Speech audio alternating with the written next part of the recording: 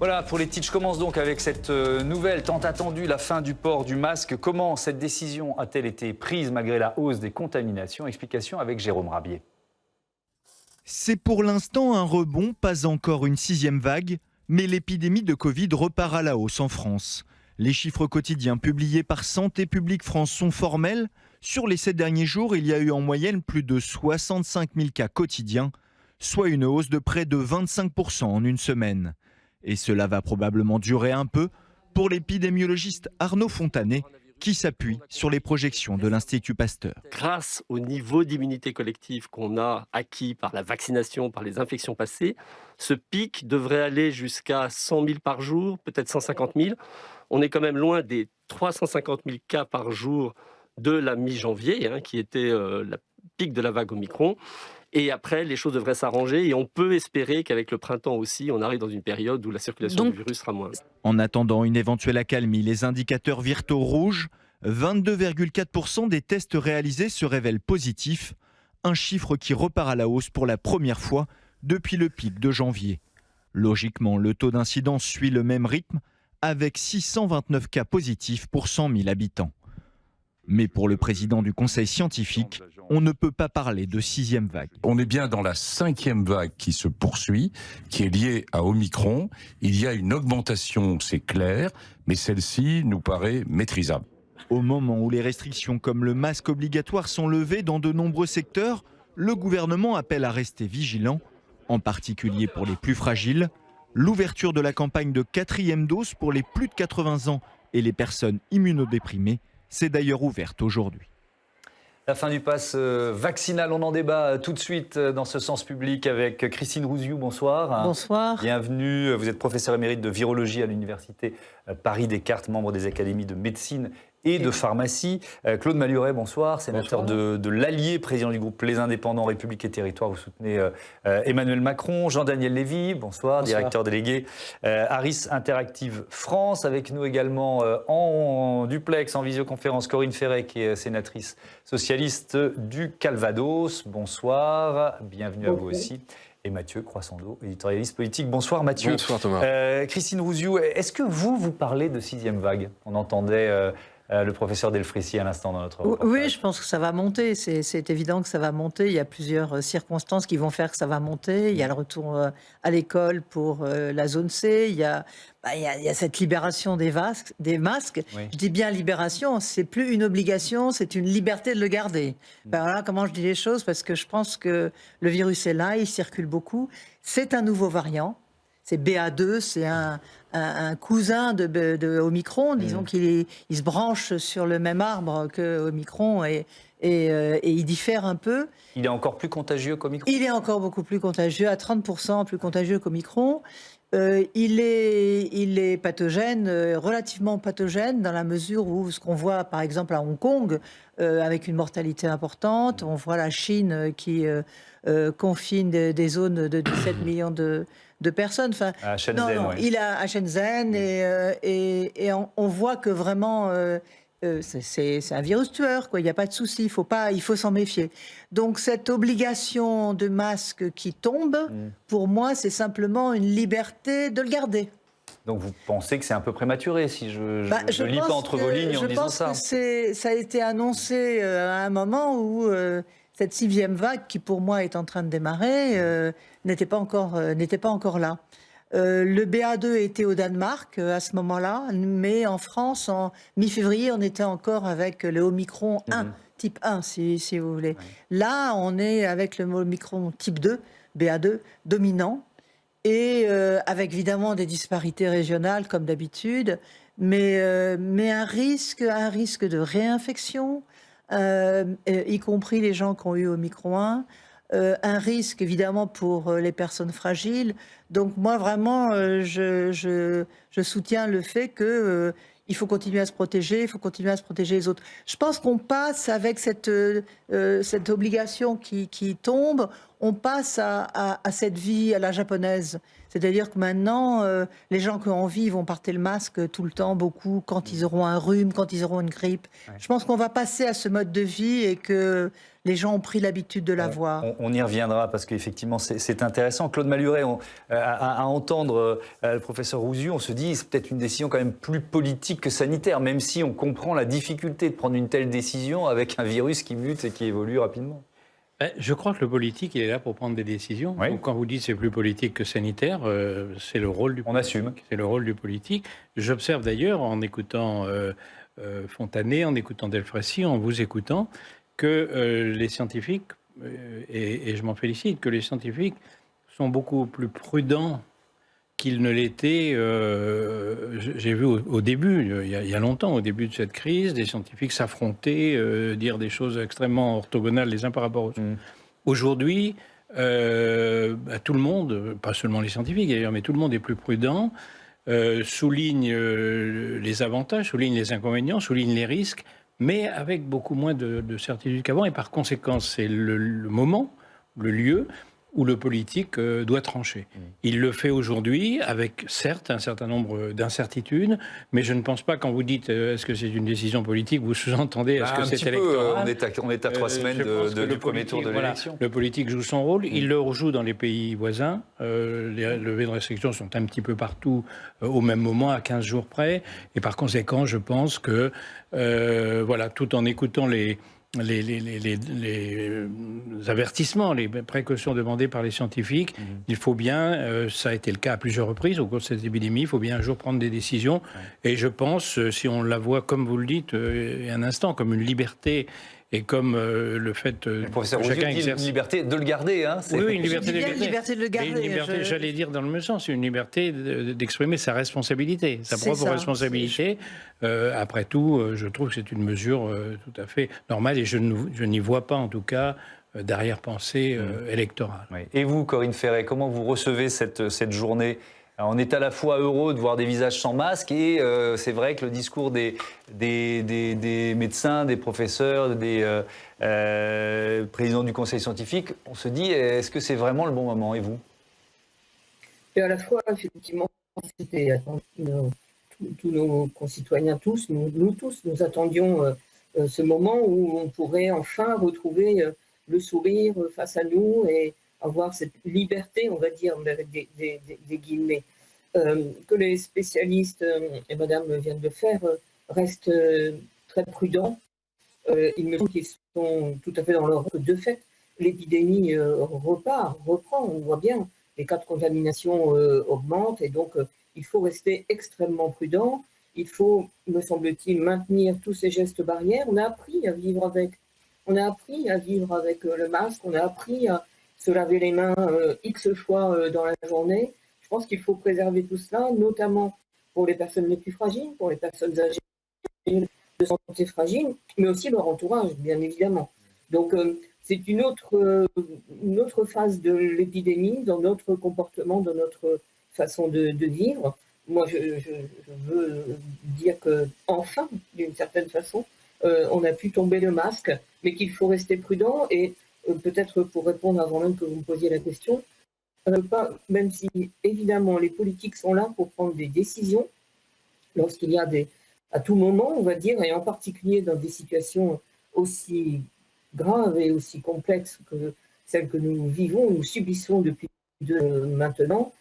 Pour autant, ce 14 mars est peut-être près d'une échéance présidentielle, mais je ne veux absolument pas y voir un lien politicien, on va dire, ou d'intérêt politique au sens électoraliste. Je pense que là, c'est l'intérêt de notre nation et l'intérêt de nos poignards. On entend votre argument. Je vais devoir vous interrompre. La liaison n'est pas très très bonne. On va essayer d'améliorer ça. J'en suis convaincu. Jean-Daniel Lévy, c'est intéressant parce qu'effectivement, est-ce que pour autant l'opinion créditerait, vous voyez ce que je veux dire, le président de la République d'une telle décision si on était dans un calcul? Bon, ma question est un peu alambiquée, mais je suis sûr que vous l'avez comprise. Enfin, en tout cas, tel que je l'ai compris, c'est est-ce qu'il y a calcul ou pas de la part des responsables politiques? Aux yeux des Français, la réponse est oui. Voilà.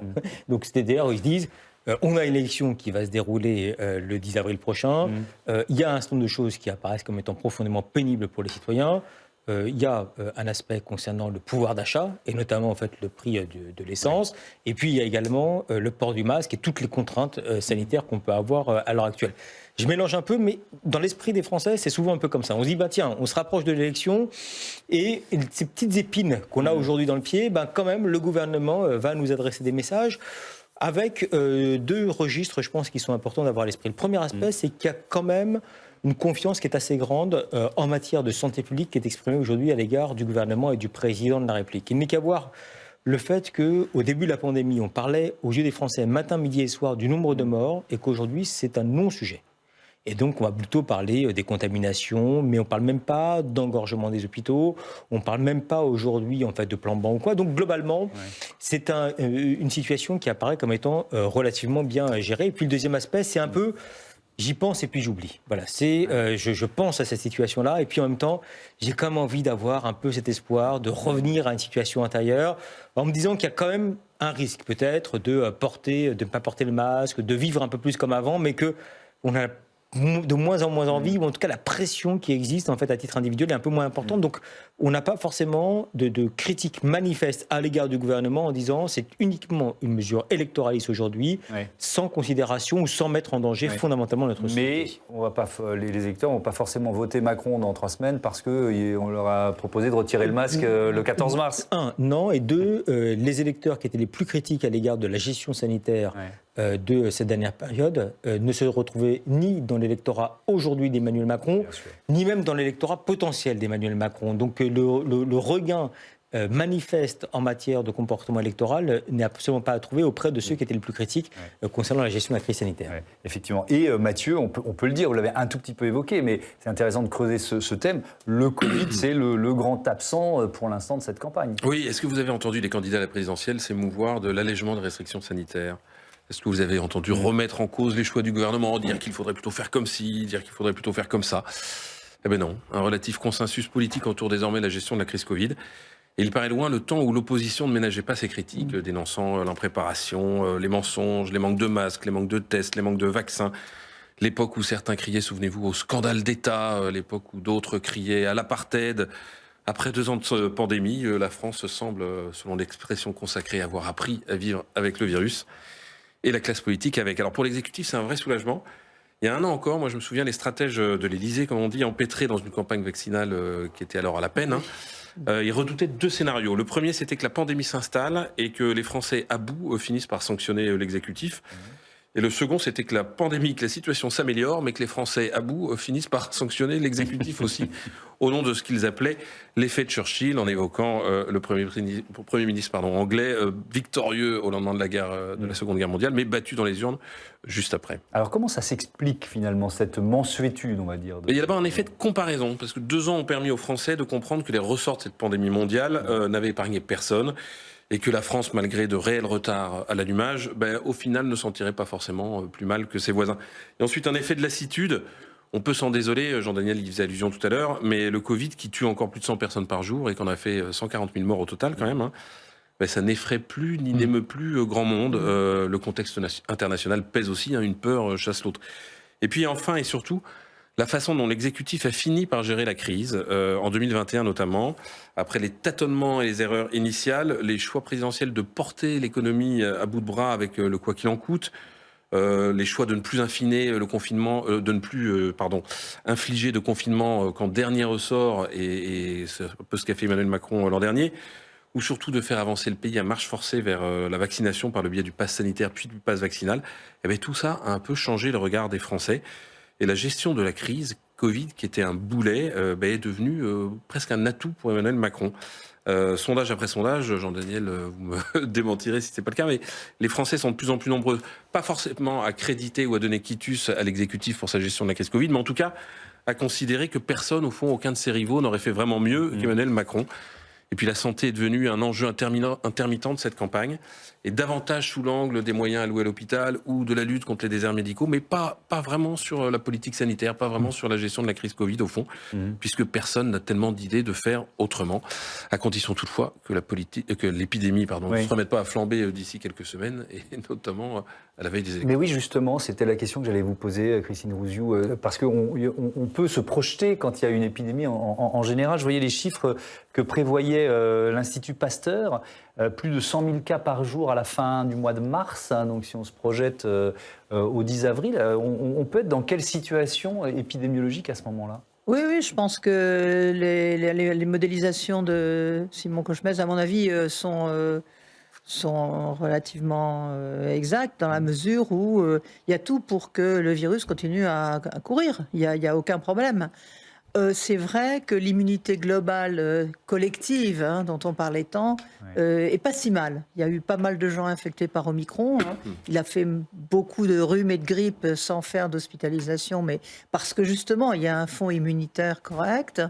Mais bon, voilà, il y a quand même un certain nombre de morts tous les jours. Comme vous l'avez dit, moi, j'arrive pas à vivre avec cette idée de 140 morts par jour qui passent à la trappe comme ça systématiquement. C'est quand même insupportable. Et en même temps, on sait qu'on est à peu près à 10% simplement de la population qui n'a pas été infectée, qui n'a pas été vaccinée, qui est très à risque de Omicron 2. Ça, on le sait. C'est clair que on risque d'avoir un petit rebond à l'hôpital. Hein. Faut pas se leurrer. Il y a encore des choses à faire. Alors la chose à faire qui, à mon avis, n'est pas très très bien explicitée par le gouvernement, c'est la vaccination, la 4e dose. Je pense que cette 4e dose, c'est bien de dire les 80 ans, mais pourquoi pas les 79, surtout en EHPAD. Je pense qu'il faut aller plus loin. Il faut vraiment inciter tous les immunodéprimés, les gens avec un système immunitaire fragile, les personnes âgées, même qui ne sont pas en EHPAD, parce que voilà, je travaille pas mal avec les EHPAD du groupe SOS. Je vois bien que dans quelle situation ils sont. Ils ne vont pas vacciner que les 80 ans et pas les 79 ans, alors que le virus circule beaucoup. Il y a quand même un certain nombre d'EHPAD avec du virus, mais il n'y a pas d'hospitalisation, il n'y a pas de forme grave, il n'y a pas une létalité, parce que finalement, cette immunité qu'on a mis avec une 3e dose en septembre, hein, c'était quand même il y a longtemps, finalement, elle tient la route. Ouais. Elle tient la route. Donc, cette idée de dire 80 ans, 3 mois, sans aller plus loin, l'élargir alors que les centres vaccinaux sont là et tout, que les 4e doses sont là, je pense que voilà, il va falloir l'ouvrir un tout petit peu plus. Ouais. Claude Maluret, c'est vrai que c'est l'une des annonces qui est passée un petit peu inaperçue.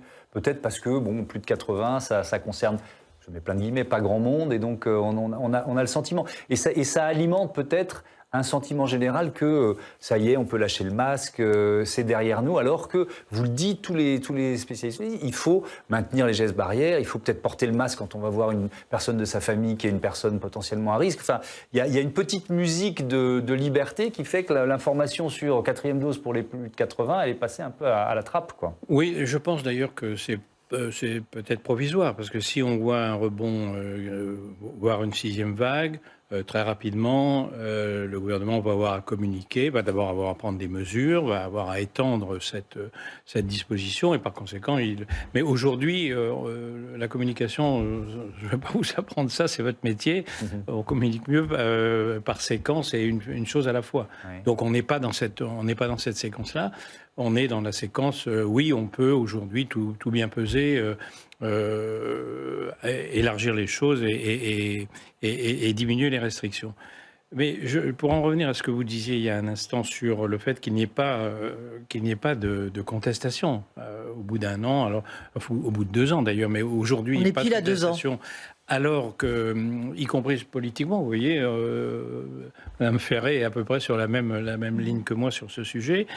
Je crois qu'il y a quelque chose qu'il faut peut-être rappeler, c'est que ce qui a, en dehors de sa gestion de la crise, mais ce qui a aussi beaucoup conforté le gouvernement et le ministre de la Santé, c'est aussi la position, ridicule, et de plus en plus ridicule au fil des mois, de ses adversaires. Non pas des adversaires sérieux, mais des adversaires qui ont été les anti-vax, qui dès le début sont décrédibilisés, mais qui petit à petit se sont ridiculisés, qui se sont révélés être évidemment les extrêmes politiques, évidemment les complotistes, etc. Et je dirais que ça a été tellement ridicule, ça a été tellement hors sujet, que ça a conforté aussi largement, que par effet de miroir, si vous voulez, ou par effet contraire, ça, à contrario, ça a fortifié l'adhésion des Français au discours du gouvernement, qui était un discours de sérieux. Et donc aujourd'hui, ça entraîne... encore une fois, par raisonnement par l'absurde, ça entraîne une adhésion à la position responsable du gouvernement. Un tweet signé Olivier Véran aujourd'hui. Voilà ce que nous dit le ministre de la Santé. Aujourd'hui, vous n'êtes plus obligé de porter un masque ni de présenter votre passe, et nous l'attendions tous, avec un point d'exclamation.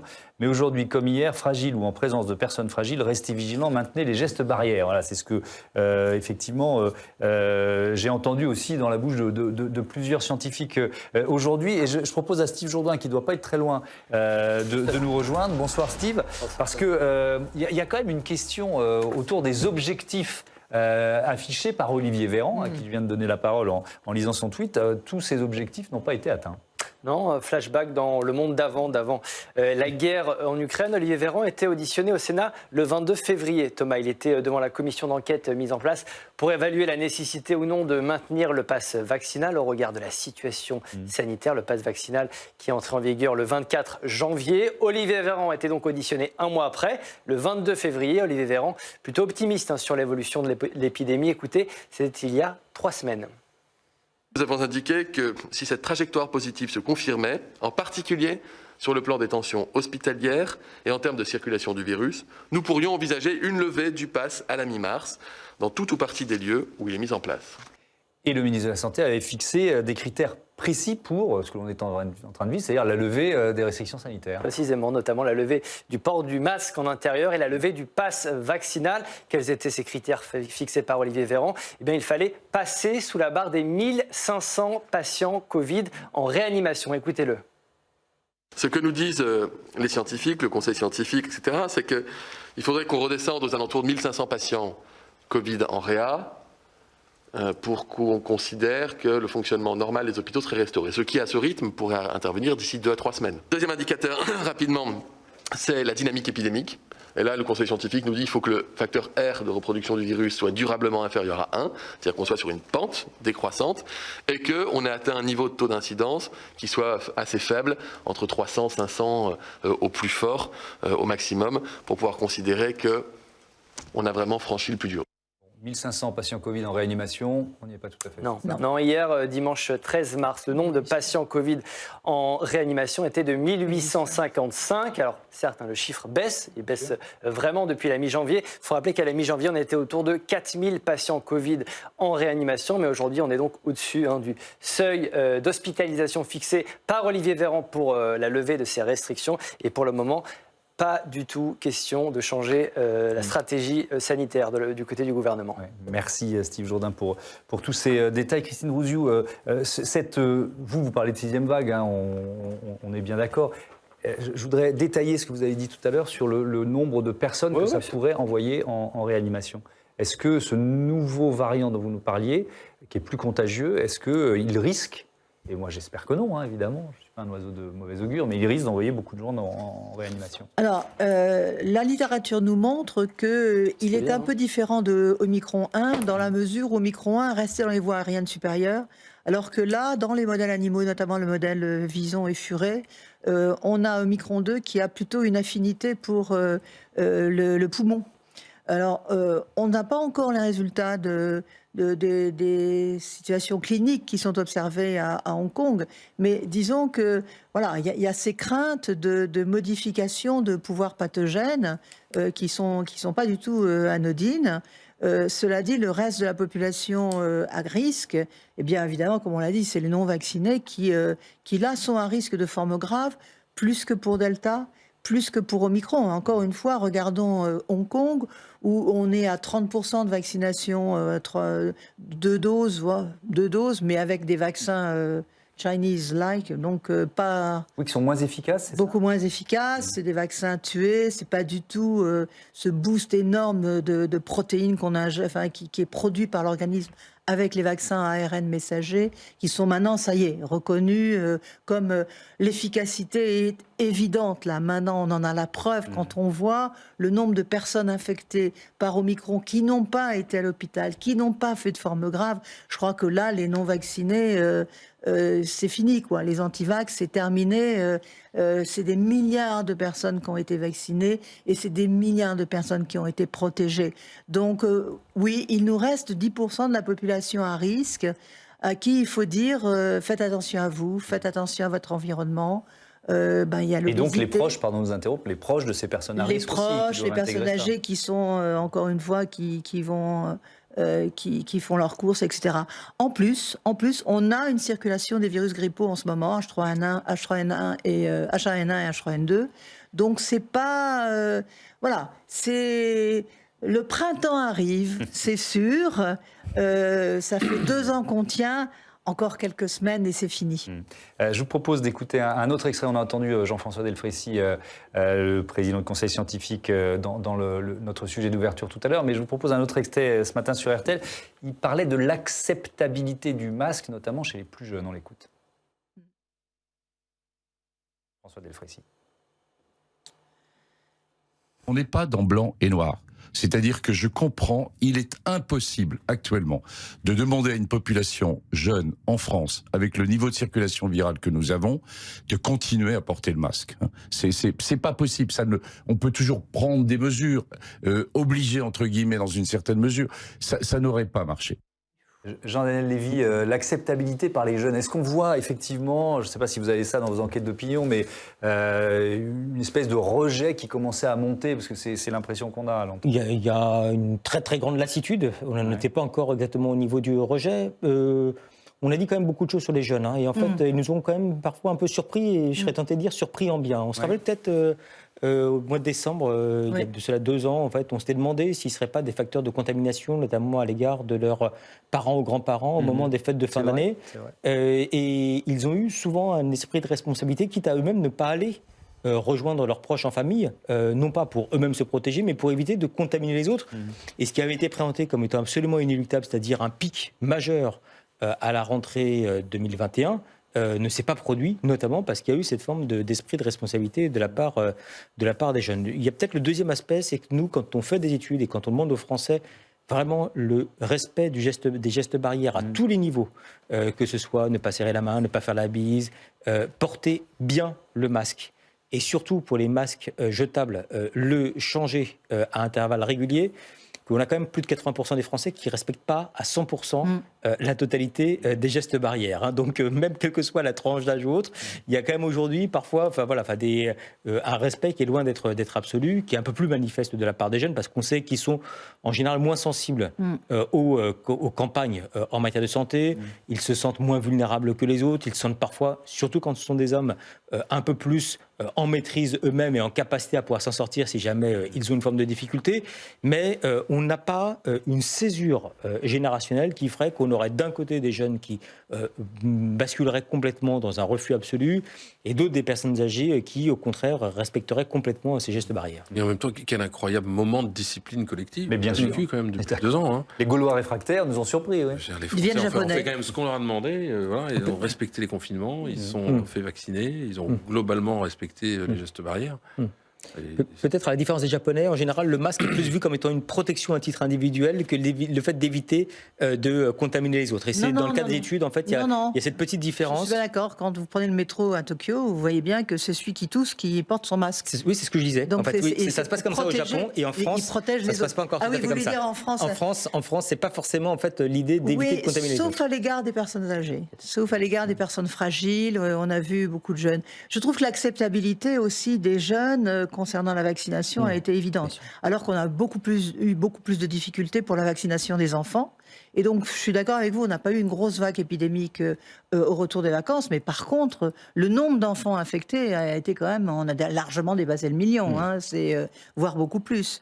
Donc, et là, Omicron encore a beaucoup sévi ces derniers temps chez les enfants. Je voudrais redonner la parole, je pense que techniquement c'est meilleur à Corinne Ferret qui est avec nous en duplex, peut-être pour parler de ce pass vaccinal, Corinne Ferret.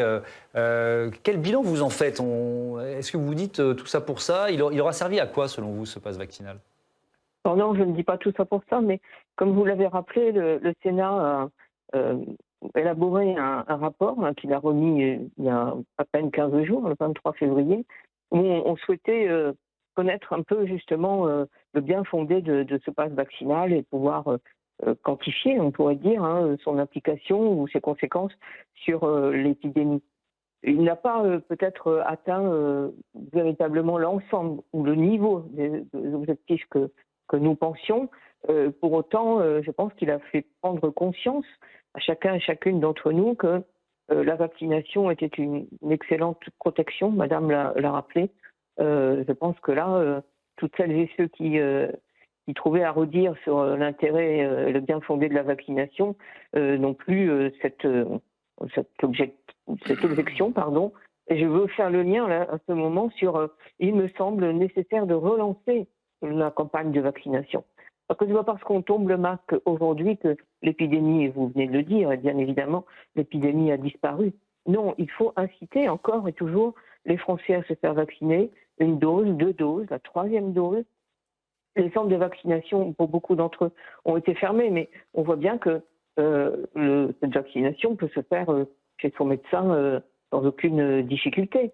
Donc il faut vraiment insister là-dessus parce que cette 5e, voire 6e vague qui est là, qui est latente, il reste encore beaucoup de Français, quel que soit leur âge, y compris dans les personnes les plus âgées, il y en a encore beaucoup qui ne sont pas vaccinés, mais aussi chez les plus jeunes aussi, qui peuvent transmettre justement le virus, et qui peuvent donc être aussi contaminés, bien sûr, quand je dis cela.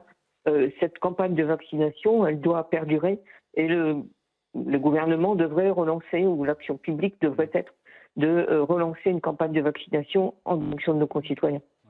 Claude Malhuret, on parlait d'acceptabilité, de liberté publique. C'est vrai qu'on a renoncé à un certain nombre de libertés pratiquement du jour au lendemain sans mobilisation, alors qu'on aurait pu imaginer avoir beaucoup de gens dans la rue. Est-ce que vous pensez que ça restera, ça ?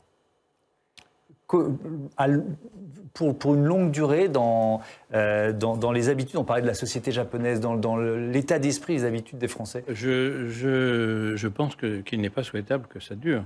Je veux dire, ça a duré 2 ans. C'est d'ailleurs ce qu'explique le gouvernement depuis le début, c'est ce qu'il a expliqué dans les 12 auditions qu'il y a eu au Sénat et les 12 décisions législatives qu'il y a eu au Sénat et à l'Assemblée. C'est que c'est une situation d'urgence, c'est une situation exceptionnelle.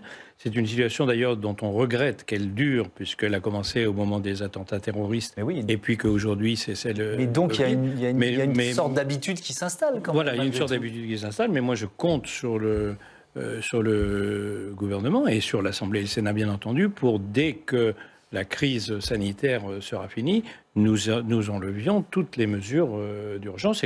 C'est d'ailleurs ce que le Conseil d'État, lorsqu'il a eu à étudier les différentes lois, c'est ce sur quoi il a insisté. Le Conseil constitutionnel aussi. Tant qu'il s'agit de l'urgence, nous acceptons un certain nombre de choses. Et comme vous le dites, les Français l'ont très bien accepté. Et je crois que c'est une preuve de maturité, de responsabilité. Mais en même temps, je pense effectivement, et de ce point de vue-là, on n'est pas tellement japonais. Je pense qu'ils souhaitent que le jour où c'est fini, on efface tout ça et qu'on revienne à une situation qui est la situation démocratique normale. Daniel Lévy. Il y a peut-être des choses qui vont rester. Peut-être le fait de se laver plus fréquemment les mains.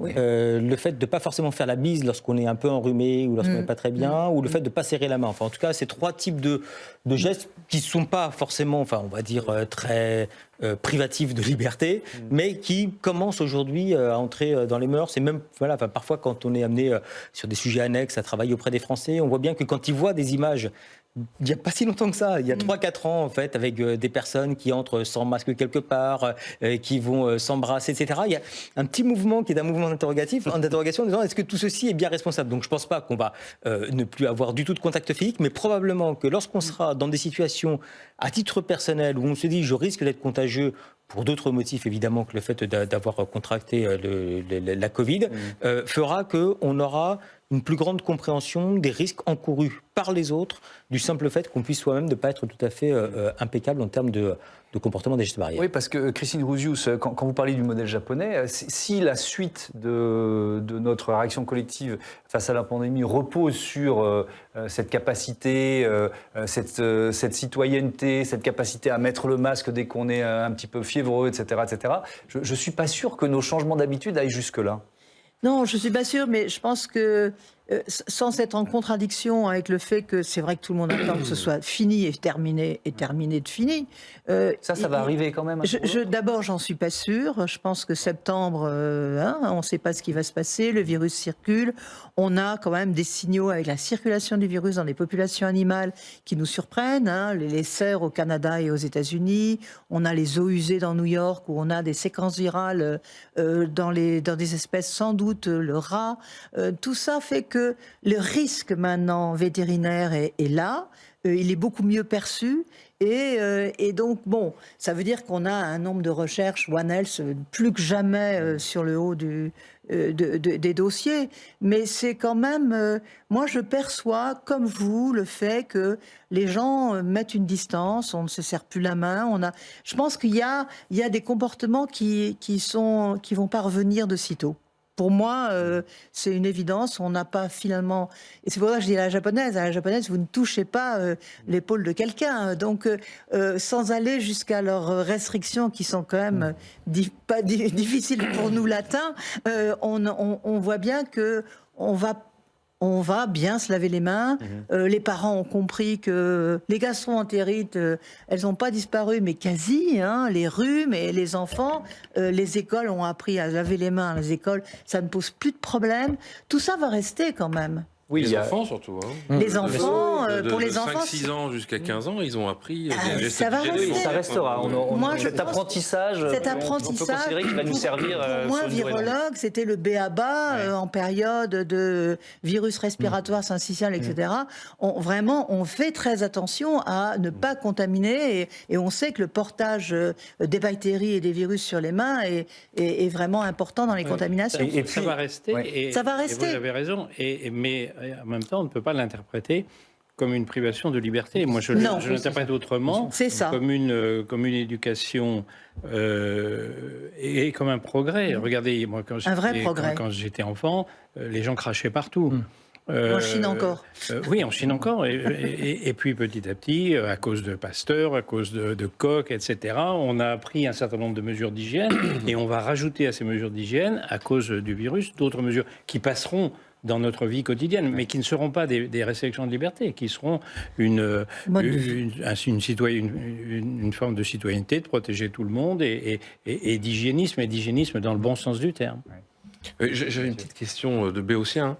Mais si le masque est plus obligatoire, enfin il est de la responsabilité de chacun, mais je pense qu'il est plus obligatoire dans les ascenseurs, dans les entreprises, dans les queues de supermarchés, pourquoi il reste obligatoire dans les transports ? Parce que là, vraiment, c'est confiné et pas forcément très aéré. Là, le chauffeur de taxi va pas vous voir arriver encore tranquille. Il y a quand même une certaine angoisse chez un certain nombre de personnes. C'est psychologique, la raison pour laquelle on le laisse, ou c'est Ah non, on sait que ce sont des lieux de contamination et on sait que c'est des lieux où le virus circule encore en ce moment. Voilà. Ça, c'est sûr. Maintenant, vous avez raison. Il y a des supermarchés qui sont pas du tout aérés. Vous avez raison.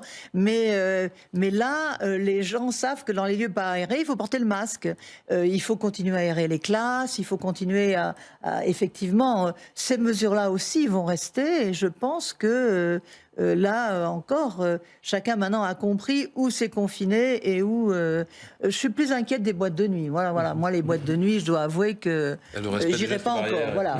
Je commence à aller au restaurant. Je commence à aller au restaurant, mais les boîtes de nuit, non. Ça, d'abord, c'est plus de mon âge, mais de toutes les façons, c'est quand même des lieux de contamination, je pense. Et puis il y a peut-être aussi un autre aspect, c'est qu'en dehors de la réalité, dans les représentations, c'est un des lieux, en fait, aux yeux des Français, où il y a le plus grand risque de pouvoir contracter la Covid, les transports en commun. Donc, si jamais, en fait, il devait y avoir une psychose supplémentaire du fait, en fait, que là aussi, en fait, les gestes barrières, dont le masque, en fait, devaient être retirés, peut-être qu'il y aurait en fait de nombreuses personnes qui aujourd'hui prennent les transports en commun, qui ne le prendraient plus, et donc pourraient être amenées à utiliser leur véhicule individuel, et donc avec d'autres conséquences d'engorgement des villes, etc.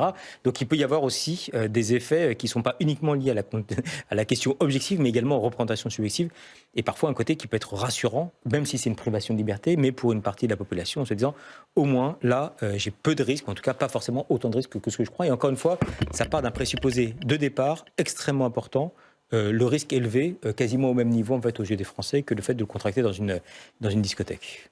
Merci beaucoup, merci à tous d'avoir participé à ce débat ici, et évidemment et en duplex, en visioconférence avec Corinne Ferré. Merci beaucoup.